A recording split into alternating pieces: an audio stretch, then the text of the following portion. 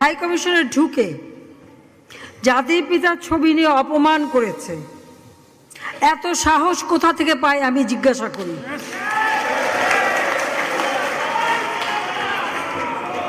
আমি জানি না আমাদের হাই কমিশনে এখন কারা বসেছিল এবং তারা সেখানে কিছুই করতে পারলো না কেন, সেটাও বড় প্রশ্ন।